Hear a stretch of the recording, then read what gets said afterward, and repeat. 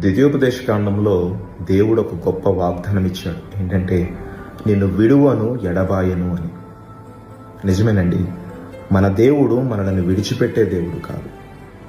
ఆయన మనలను విడవకుండా, మనలను ఎడబాయకుండా నిత్యము తన కృపను మన మీద చూపుతూ మనలను ప్రేమిస్తున్న దేవుడు, మనలను తన కృపలో భద్రపరుస్తున్న దేవుడు. దేవుడు నన్ను విడిచేశాడు, నా ప్రార్థనలు వినట్లేదు, నాకు సమాధానం ఇవ్వట్లేదని అనేక మంది అనుకుంటూ ఉంటారు. కానీ దేవుడు నిన్ను విడవలేదు.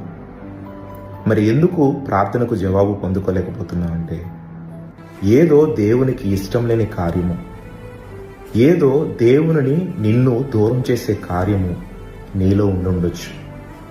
ఈరోజు అది ఏంటో గ్రహించి నీ హృదయమును పరిశీలించుకుని దాన్ని ఒప్పుకుని విడిచిపెట్టగలిగితే, ఏదైతే నువ్వు దేవుని సన్నిధిలో అడుగుతున్నావో దాన్ని పొందుకుంటావు. ఈ చిన్ని ప్రార్థనలో ఏకీభవించండి. మహోన్నతుడా, పరిశుద్ధుడా, ప్రేమ కలిగిన దేవా, నీ ఘనమైన నామమునకు స్తోత్రాలు. నీవు మమ్మల్ని విడిచిపెట్టే దేవుడవు కావు. మమ్మలను విడవకుండా, మమ్మలను ఎడబాయకుండా నీవు నీ కృపచేత, నీ ప్రేమ చేత మమ్మల్ని భద్రపరుస్తున్న దేవుడవు. పరిశుద్ధుడా, ఎవరైతే ఈ ప్రార్థనలో విశ్వాసముతో ఏకీభవించారో వారందరినీ దర్శించి, వారి హృదయములను పరిశీలించి, ప్రభువా, వారు ఏ అక్కరలతో అయితే నీ సన్నిధిలో విశ్వాసముతో అడుగుతున్నారో అయ్యా, యేసు నామములో వారికి దయచేయమని అడుగుతూ ఉన్నాం. అయ్యా, మేము చేసిన ప్రతి పాపమును క్షమించుమని అడుగుతూ ఉన్నాం.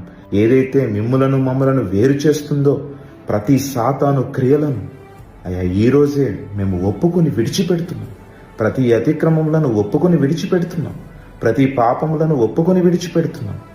ప్రభువా, సహాయం చేయండి. మమ్మలను క్షమించి నీ పరిశుద్ధమైన రక్తంతో కడుగుమని అడుగుతూ ఉన్నాం. ఎవరైతే ఈ ప్రార్థనలో ఏకీభవించారో వారిని గొప్ప సాక్షిగా నిలవబెట్టుకోనండి. యేసయ్య నా ప్రార్థన విని నాకు సమాధానం ఇచ్చాడనే గొప్ప సాక్షిగా వారు ఉండినట్లుగా సహాయం చేయమని ఇచ్చి నీ ప్రార్థనని పాదముల చెంతకు చేర్చుకున్నాను. యేసు నామములో అడుగుచున్నాము తండ్రి. ఆమేన్.